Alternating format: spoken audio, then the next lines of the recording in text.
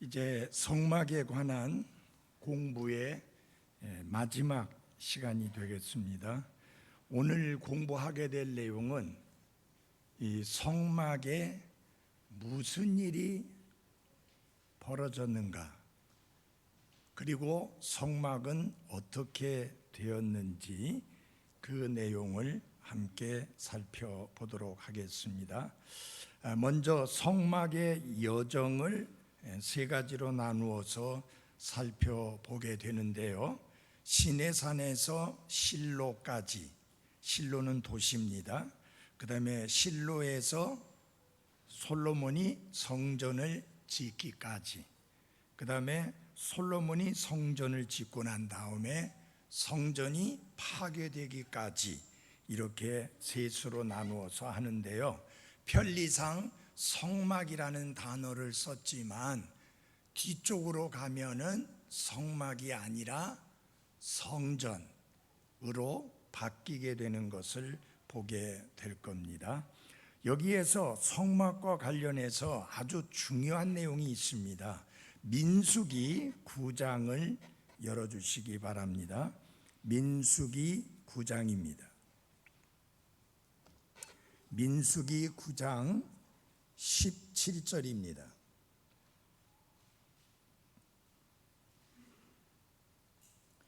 구름이 성막에서 떠오르면 그 뒤에 이스라엘 자손이 이동하였고, 구름이 머무는 곳에 거기에 이스라엘 자손이 자기들의 장막을 쳤으니 이스라엘 자손이 주의 명령에 따라 이동하고 주의 명령에 따라 장막을 쳤으며, 구름이 성막 위에 머무는 동안에는 그들이 자기들의 장막 안에서 안식하고, 구름이 성막 위에 여러 날 동안 오래 머물 때에는 이스라엘 자손이 주의 책무를 지켜 이동하지 아니하였더라.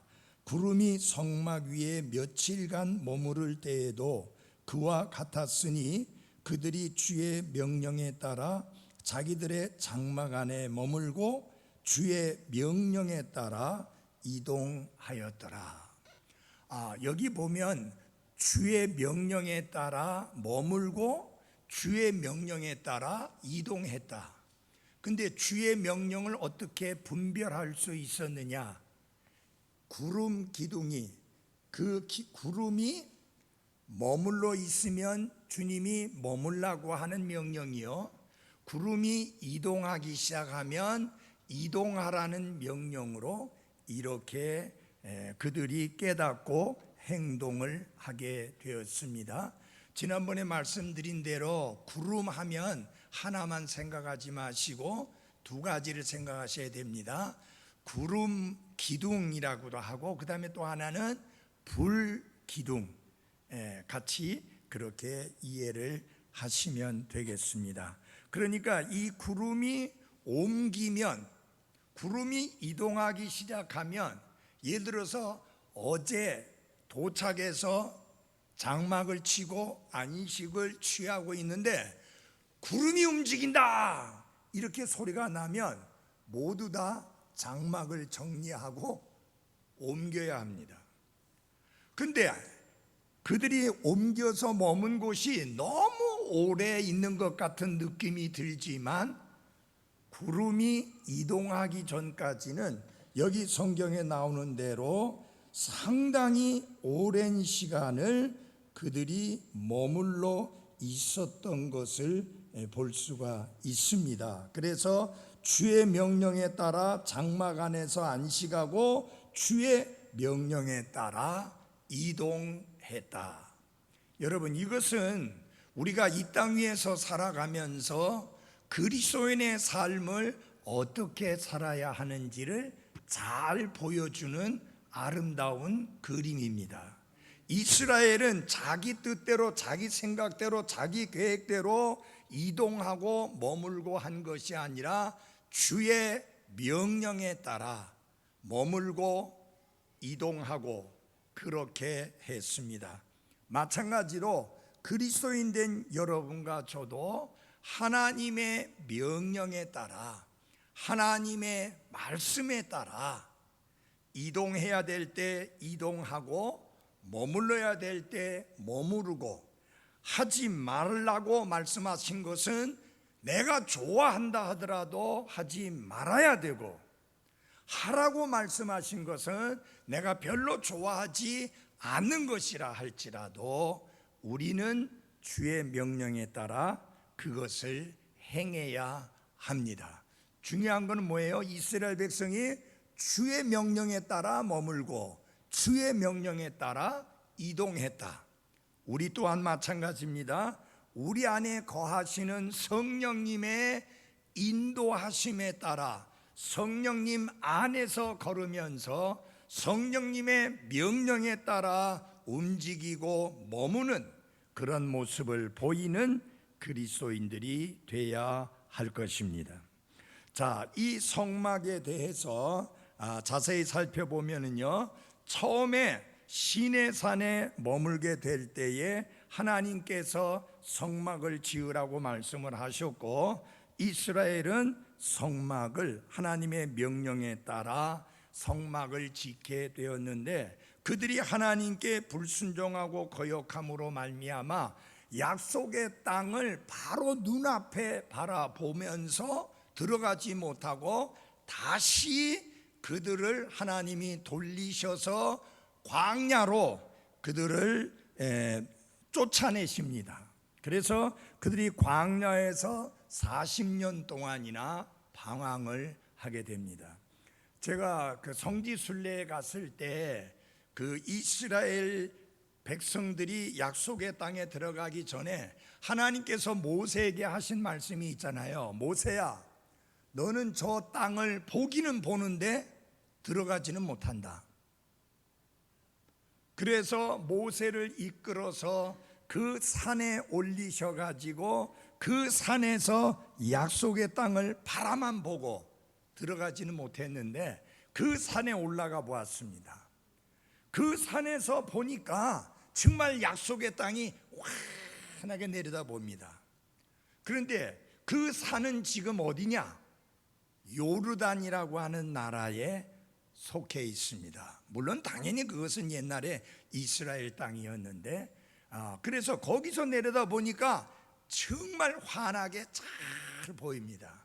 이 모세의 마음이 얼마나 안타까웠겠는가 하는 상황을 생각해 봅니다. 그래서 광야에서 방황하는 동안에 40년 동안 방황했잖아요. 그동안에 성막도 같이 이동을 하게 된 것입니다. 그리고 드디어 이스라엘이 약속의 땅에 들어가게 됩니다. 이 약속의 땅에 들어가기 전에 여러분 잘 보십시오. 이스라엘이 이집트에서 구출되고 나서 나오고 난 다음에 그들이 제일 먼저 맞닥뜨리던 것이 무엇이냐면은 홍해라고 하는 뭐예요? 바다예요. 하나님께서 기적을 베푸셔서 그 홍해 바다를 육지처럼 건너게 하셨습니다. 그리고 다시는 이집트로 돌아갈 수 없도록 하나님이 완벽하게 정리를 해 주셨습니다. 그럼에도 불구하고 이스라엘 백성들이 뭐라고 그랬어요? 이집트로 돌아가자. 이집트에서 생활할 때가 훨씬 더 나았다. 그렇게까지 어리석게 하나님 앞에 불평을 한 적이 있습니다. 근데 여러분, 그들이 이집트로 돌아갈 수가 없어요. 왜요? 홍해 바다를 건너야 되는데 하나님이 그들이 이집트로 돌아가도록 홍해 바다를 또다시 육지처럼 갈라주시겠습니까? 아니에요. 그래서 이 홍해 바다는 침례의 상징이다라고 이야기합니다. 침례는 뭐예요? 내 자신에 대하여, 세상에 대하여, 죄에 대하여 죽은 자요. 그래서 더 이상 그것과는 상관이 없는 자요. 하나님을 향하여 산 자가 되었음을 사람들 앞에서 하나의 한 폭의 그림으로 보여주는 것이 침례인 것입니다. 그런데 이제 이스라엘이 약속의 땅에 들어가기 위해서 건너야 될 것이 있었습니다. 그게 뭐냐면 요르단 강입니다. 흔히 찬송가에는 무슨 강이라고 그랬어요? 요단강이라고 그랬습니다. 그래서 그 요르단 강을 건너면 드디어 약속의 땅, 젖과 꿀이 흐르는 땅, 하나님이 보장해 주신 그 땅에 들어갑니다. 이 많은 사람들이 그 가나안 땅을 어디를 상징하는 것으로 착각하고 있느냐? 굉장히 위험한 착각인데요. 가나안 땅을 어디로 상징하고 있어요? 하늘나라 천국으로 상징하고 있어요. 그리고 그리스도인이 죽으면 요단강을 건너는 것처럼 그렇게 생각을 해요. 그래서 요단강 건너가 만나리라고 찬송하는데 그거 안 맞는 거예요. 그 요단강을 건너는 것은, 그래서 가나안 땅에 들어가는 것은 천국에 들어가는 것의 상징이 아닙니다. 그러면 큰일 나죠. 아론도 못 들어갔고 모세도 못 들어갔어요. 그러면 모세도 아론도 다 구원받지 못한 사람이고 하늘나라에 못 들어간다는 그런 의미가 되고, 그 다음에 또 중요한 건 뭐냐면 구원을 잃어버릴 수 있다는 끔찍한 이야기가 나옵니다. 왜요? 이집트에서 구원받았잖아요. 그것이 여러분과 제가 예수 그리스도를 통해서, 유월절 어린 양 대신 예수 그리스도를 통해서 구원받은 것을 상징적으로 보여주는 것인데, 모세와 아론은 구원받았어요 거기서. 그런데 약속의 땅이 천국을 상징하는 거다. 구원은 받았는데 천국은 못 들어간다. 이거는 말도 되지 않는 겁니다. 그래서 가나안 땅은 승리의 삶, 풍성한 삶의 상징이지 천국의 상징이 아닙니다. 그래서 여러분, 가나안 땅에 들어갔을 때 그 땅의 열매가 얼마나 풍성했는지를 아실 수 있죠. 포도 한 송이를 두 사람이 이 막대에 끼워가지고 지고 가는 것을 정탐꾼들이 보고 왔습니다. 실제로 그렇게 큰 포도송이, 그리고 여러분이 아셔야 될 것은 이 포도송이가 막 줄줄줄 떨어질 수 있으니까 조심스럽게 들어야 되니까 막대기로 깨서 양쪽에 어깨에 메고 들고 다닌 거죠. 이걸 그대로 끌어안으면 그냥 우르르 다 떨어져 버리잖아요. 어쨌든 풍성한 그런 젖과 꿀이 흐르는 땅입니다. 바로 여러분과 제가 이 땅 위에서 살아가는 동안에 누리게 되는 풍성한 삶에 대한 상징인 것입니다. 그리고 그들이 이제 실로라고 하는 곳에 가가지고 거기에다가 이제까지는 이동했던 성막을 거기에 짓고 오랜 세월을 지내게 됩니다. 그런데 어떤 일이 벌어지느냐? 실로에서 솔로몬까지 블레셋 사람들이 이스라엘을 치러 올라왔습니다.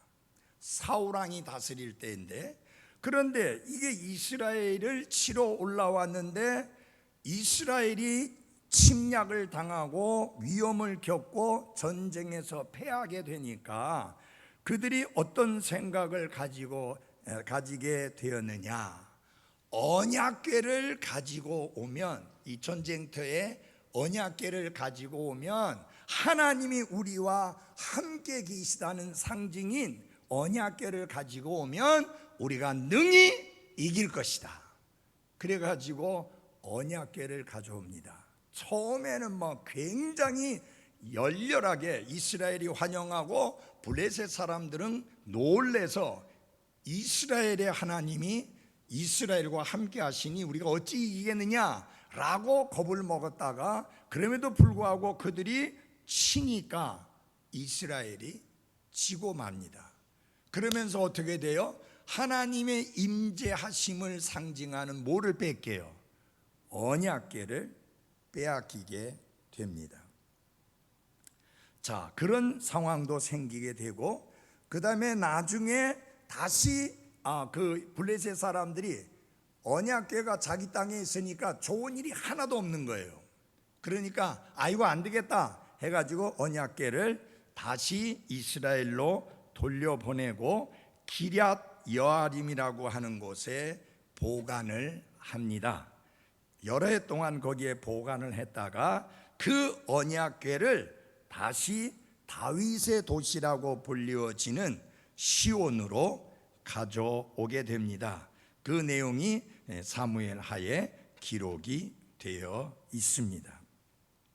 자, 솔로몬에서 포로 생활까지, 자, 이 언약궤와 그리고 여러 가지 기구들을 이제 솔로몬이 성전을 짓고 그 안에, 성전 안에 그것들을 거기에 보관을 하게 됩니다.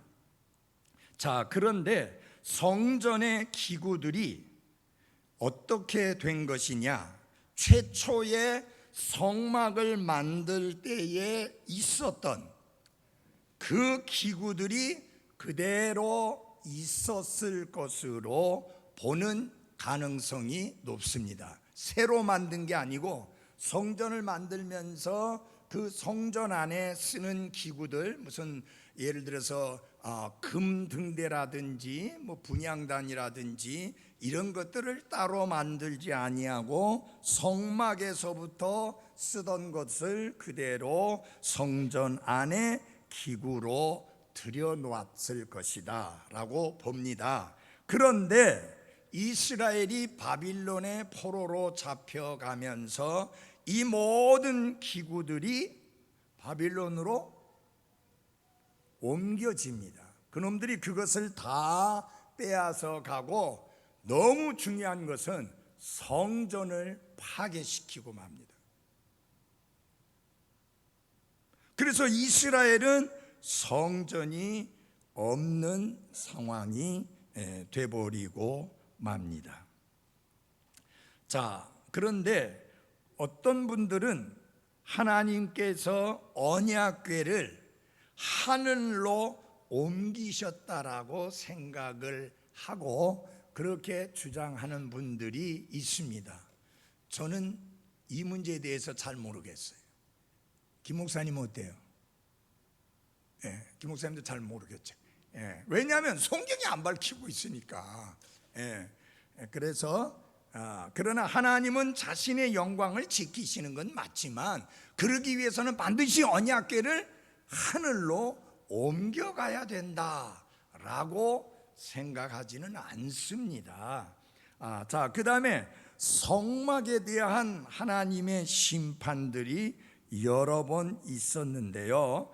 자, 이제 몇 가지 내용을 좀 살펴볼 수 있는데, 첫째 중요한 게 뭐냐면 하나님께서 사람의 일시적인 기분에 따라 움직이시는 분이 아니시다라고 하는 것을 보여줍니다. 자, 우리 레위기 10장 1절 2절을 한번 보겠습니다. 레위기 10장 1절 2절입니다. 아론의 아들 나답과 아비후가 각각 자기의 향로를 가져다가 그 안에 불을 담고 그 위에 향을 놓되 주께서 그들에게 드리라고 명령하지 아니한 이상한 불을 그분 앞에 드렸더니 불이 주로부터 나와 그들을 삼키매 그들이 주 앞에서 죽으니라 라고 이렇게 말씀을 합니다. 다시 말하면은 하나님께서 명하지 아니한 다른 불, 그것은 뭐냐? 이상한 불입니다. 이상하다는 건 뭐예요? 정상적인 것이 아니라는 것이죠. 이렇게 이상한 불을 들였다가 아론의 두 아들이 그 자리에서 즉사하는 심판을 받습니다. 자, 이것을 보면 하나님이 얼마나 엄중하신 하나님이신가 하는 것을 우리가 배울 수 있습니다. 내 생각대로, 내 뜻대로 하나님께 무엇을 드리는 것이 아니라 하나님이 명령하신 대로, 하나님이 명하신 대로, 하나님이 지적하신 대로 그런 것을 하나님께 드려야 한다라고 하는 것입니다. 그 다음에 하나님께 향을 드릴 때에 하나님께 드리는 향은 독특하게 만들도록 되어 있고, 어느 누구도 그런 향을 흉내내어서 만들면 안 되었습니다. 그리고 하나님께 드리는 이 향은 하나님이 정하신 방법대로 만든 그 향만 드려야지 다른 향, 이상한 향을 드려서는 안 된다고 하는 것입니다. 그리고 그 향을 드리는 것은 제사장이 하는 일이지 왕이라 할지라도 할 수 없는 일입니다. 그런데 여러분, 정말 훌륭한 왕이었는데 왜 끝판에 그렇게 했는지 모르지만은 우시야 왕이 자기가 향을 드리겠다고 했다가 어떻게 됐어요? 나병 환자가 돼가지고 죽을 때까지 나병 환자로 있다가 죽었습니다. 이것을 보면 하나님은 질서의 하나님이요 어지러움의 하나님이 아니십니다. 그리고 하나님은 질서를 굉장히 중요하게 여기십니다. 여러분이 잘 아시는 대로 하나님이 창조하실 때에 그 창조를 자세히 살펴보시면 질서 있게 창조하신 것을 볼 수 있습니다. 모든 것을 각각 종류대로 만드셨습니다. 원숭이는 원숭이대로 만들었지 원숭이가 변하여 사람이 되게 하지 않았습니다. 각각 종류대로. 그래서 종은 불변합니다. 바뀔 수 없습니다. 왜? 하나님이 그렇게 정하신 것이기 때문입니다. 자, 그 다음에 이게 중요한 게 있습니다. 이스라엘 백성들이 의도는 좋았습니다. 하나님이 우리와 함께 계시다고 하는 것을 의미하고 상징하는 언약궤를 우리가 가지고 오면 승리하지 않겠느냐라는 생각을 가지고 과거에 블레셋과 전쟁할 때 한번 그렇게 했다가 혼쭐이 났잖아요. 그런데 그 일이 있기 전에 민수기 14장에 보면은 이스라엘이 약속의 땅에 들어가기 전에 아이고 그 땅을 먼저 한번 정탐을 해봅시다. 과연 그 땅이 좋은 땅인지 아닌지. 그래서 12명을 보내서 정탐을 하고 돌아왔는데 10명의 보고는 악평이었습니다. 여호수아와 갈렙만 올바른 보고를 했습니다.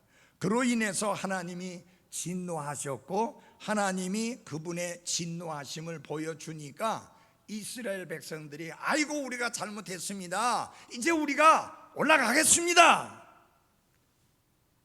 말렸습니다. 하나님이 너희들과 함께 계시지 아니하니 올라가지 말라라고 했습니다. 우리 그 말씀을 한번 보겠습니다. 민수기 14장입니다. 민수기 14장. 민수기 14장 40절입니다. 그들이 아침에 일찍 일어나 산 꼭대기로 올라가며 이르되 보소서 우리가 여기 있나이다. 우리가 주께서 약속하신 곳으로 올라가리니 이는 우리가 죄를 지었기 때문이니이다 하며 모세가 이르되 너희가 어찌하여 이제 주의 명령을 범하느냐 오직 그 일은 형통하지 못하리라. 주께서 너희 가운데 계시지 아니하니 올라가지 말라. 이것은 너희가 너희 원수들 앞에서 패하지 아니하게 하려 함이라. 아말렉 족속과 가나안 족속이 거기에서 너희 앞에 있으니 너희가 칼에 쓰러지리라. 너희가 주를 떠나 돌이켰으니 그러므로 주께서 너희와 함께하지 아니하시리라 하였으나 그들이 자기 뜻대로 산 꼭대기로 올라가니라. 그럼에도 불구하고 주의 언약궤와 모세는 진영 밖으로 떠나지 아니하였더라. 그러니까 언약궤는 버려지고 그들만 올라간 거죠. 그런데 여러분 아셔야 될 게 이스라엘이 전쟁을 나가게 되면은 언약궤를 맨 제사장이 제일 앞장에 씁니다. 그것은 하나님이 우리와 함께 하실 뿐만 아니라 우리 앞서 나가서 원수들을 물리치고 그들을 멸할 것이라고 하는 것을 상징적으로 보여주는데 이들은 뭐 언약궤가 있든지 없든지 상관없이 내팽개치고 그들끼리만 올라갔다가 수많은 사람이 죽임을 당하는 결과를 낳게 됩니다. 자, 그 다음에 이 블레셋 사람들에게 빼앗긴 블레셋 사람들에게 포획이 된 언약궤에 관한 내용이 사무엘상 4장에 나옵니다. 자, 여기서 보면 이스라엘이 절박한 상황에 처했습니다. 블레셋 군대는 강하고 이스라엘의 군대는 약하고 이길 승산이 없자, 자, 우리가 이기는 방법이 뭐냐? 주의 언약궤를 가지고 오면 우리가 승리하리라. 그렇게 생각해서 성막에 있었던, 실로에 있었던 그 언약궤를 들고 왔습니다. 그 상황이 아주 잘 설명되어 있는데요, 한번 보시기 바랍니다. 사무엘상 4장입니다.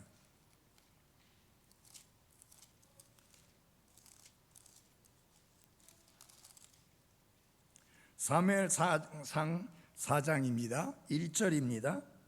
사무엘의 말이 온 이스라엘에게 이르니라. 이제 이스라엘은 나가서 블레셋 사람들과 싸우려고 에베네셀 옆에 진을 치고 블레셋 사람들은 아벡에 진을 쳤더라. 그렇게 되어 있고요.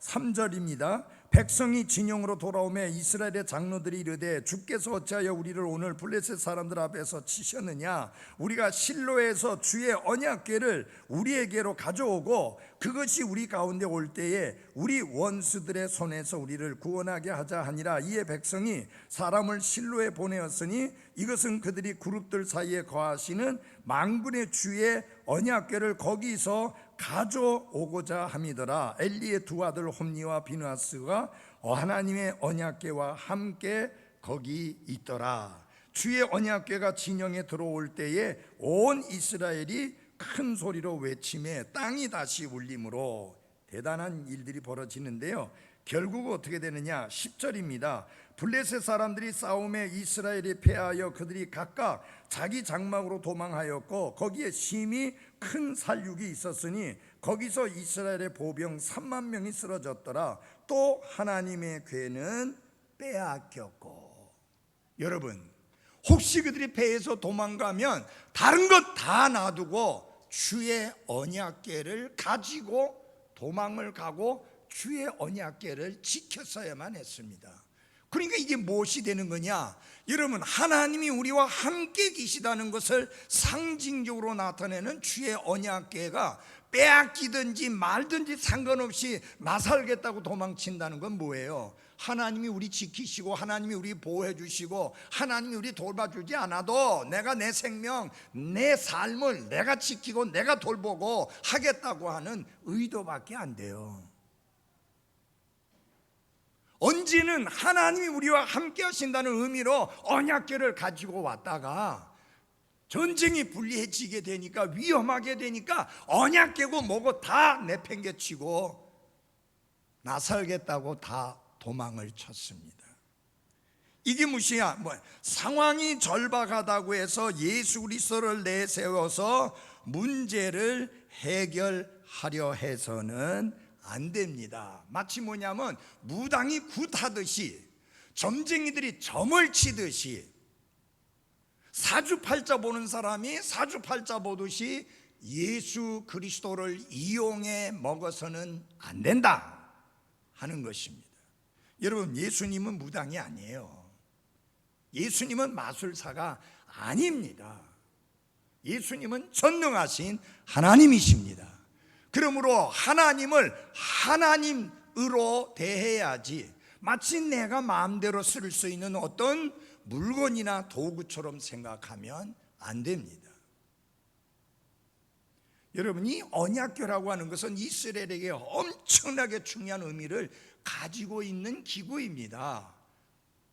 그걸 갖다가 내팽개치고는 그대로 도망을 쳤다고 하는 것은 이스라엘이 얼마나 하나님 앞에 크게 잘못했는가 하는 것을 볼 수 있습니다. 자, 결국은 블레셋에 이 언약궤를 빼앗깁니다. 그러니까 이 언약궤를 빼앗기니까 블레셋 사람들이 그것을 가지고 갔는데, 블레셋 사람들이 언약궤를 가지고 가서 자기들이 신으로 모시는 그 전 안에 두었다가 온갖 해를 겪고 나서야 아이고 안 되겠다, 이거 다시 이스라엘로 보내줘야 되겠다라고 하는 생각을 가지게 됩니다. 그래서 수레에다가, 소가 끄는 수레에다가 언약궤를 실어서 그것을 이스라엘로 보냅니다. 그래서 그 언약궤가 이제 돌아와서 오벳 에돔의 사람의 집에 오랫동안 머물러 있게 됩니다. 자, 그런데 우리가 이 사무엘상 6장에 보면은 한번 보겠습니다. 사무엘상 6장 13절입니다. 베세메스 사람들이 골짜기에서 밀을 수확하다가 눈을 들어 궤를 보고 그것을 보므로 기뻐하더라. 수레가 베세메스 사람 여호수아의 밭에 이르러 거기 섰는데 거기에 큰 돌이 있더라. 그 다음에 15절입니다. 레위 사람들은 주의 궤와 그 궤와 함께 있던 금 보물이 담긴 상자를 내려다가 그 큰 돌 위에 두매 바로 그날에 베세메스 사람들이 주께 번제 헌물로 드리고 희생물을 희생시켜 드리니라. 그 다음에 19절이 아주 중요합니다. 베세메스 사람들이 주의 궤를 들여다보았으므로 그분께서 그들을 치시되 곧 그분께서 백성 중에서 5만 70명을 치시더라. 자, 이제 언약궤가 드디어 돌아왔습니다. 베세메스 사람들이 언약궤를 보는 순간 너무 반가워했고 너무 기뻐하고 너무 감사했습니다. 근데 그 감격이 너무 커가지고 도대체 이 언약궤 안에 뭐가 들어있느냐, 이것 좀 보자 해가지고 뚜껑을 열었습니다. 여러분, 절대로 뚜껑을 열면 안 됩니다. 그 뚜껑이 뭐냐?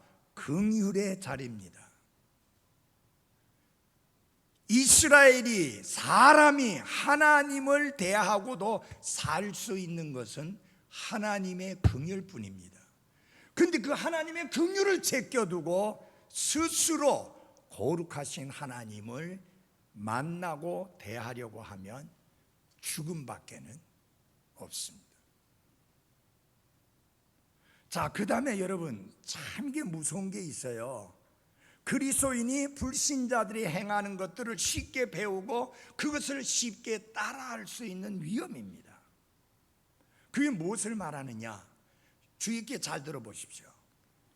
여기 다윗이 이제 그 언약궤를 다시 다윗의 도시인 시온으로 가지고 올라오려고 합니다.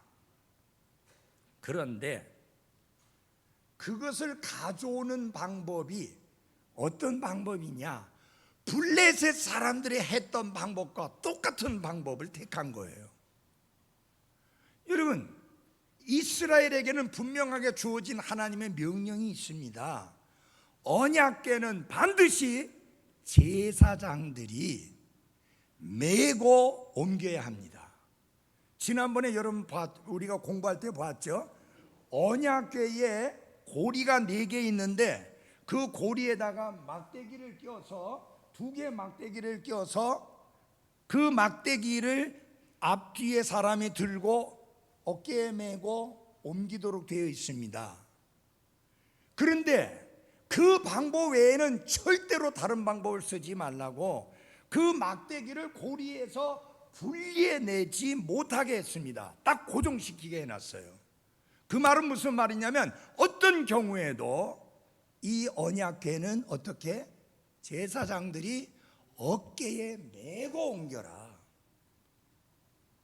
그 하나님의 법이 거기 딱 들어있는데 블레셋 사람들은 그런 거 전혀 모르잖아요.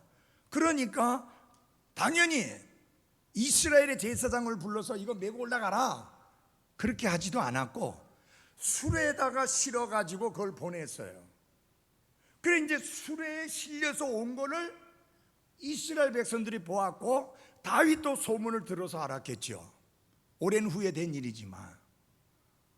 그러니까 그 언약궤를 가지고 오는데 블레셋 사람들이 사용했던 똑같은 방법을 써가지고 수레에 싣고 옮기게 됩니다. 자, 옮기다 보니까 여러분 소가 뭐에 놀랐는지 놀래서 뛰니까 이 언약궤가 수레 위에 올려 있다가 수레 위에 있던 언약궤가 떨어질 것 같이 위험해지니까 뒤따르던 사람이 그것을 붙들었어요. 하나님의 거룩함을 내가 지키겠다는 거잖아요. 바로 하나님이 쳐서 죽었습니다. 그래서 다윗이 아이고 나 언약궤 안 갖고 올라올란다. 그래서 다시 다른 사람 집에 오랫동안 머물러 있다가 다음에는 다시 가지고 올라오는데 그때는 어떻게 했느냐? 제사장들이 메고 올라왔습니다. 여러분, 우리가 한 가지 알아야 될 게 있습니다. 하나님의 명령대로 행하는 것, 그것은 지극히 작은 것이라도, 그리고 우리가 납득이 잘 가지 않는 것이라 할지라도 우리는 하나님이 명하신 명령대로 순종하는 것을 배워야 하는 게 옳습니다. 여러분 생각해 보십시오.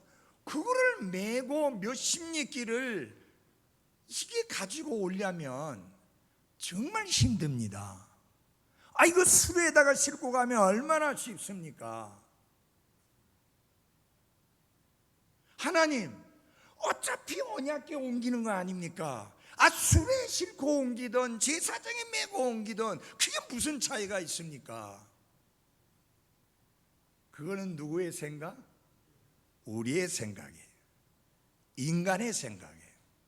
하나님의 생각은, 하나님의 명령은, 하나님의 말씀은 반드시 제사장들이 그것을 어깨에 메고 옮겨라 라고 하는 것입니다.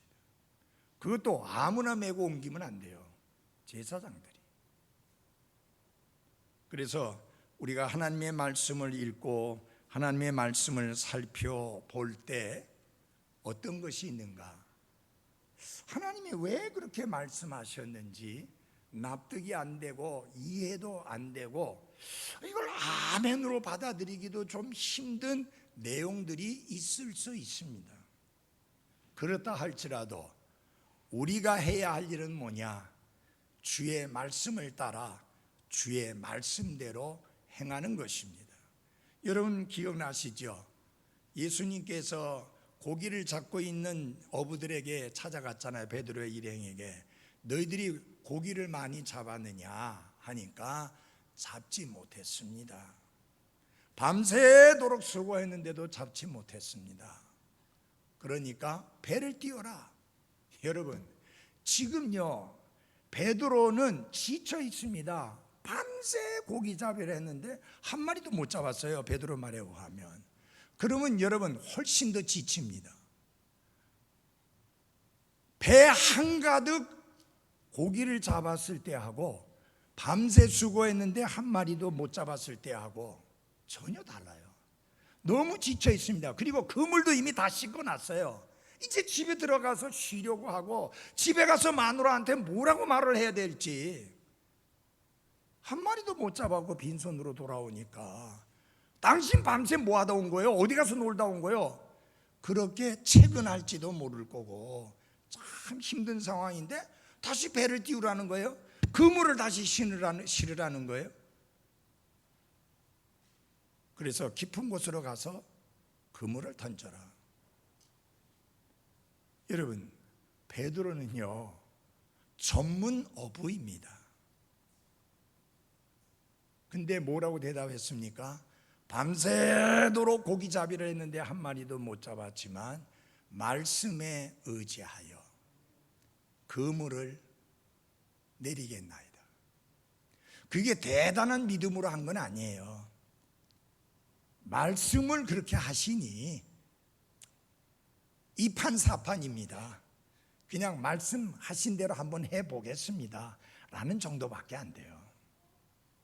근데 그렇게 했더니 그물에 고기가 가득하게 걸렸어요.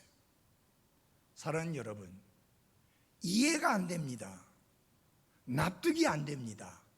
그런데 주님이 말씀하셨기 때문에 여러분이 조용히 그 말씀에 순종해 보면 놀라운 기적이 일어나게 된다는 것을 잊지 마십시오. 10분 후에 모이겠습니다.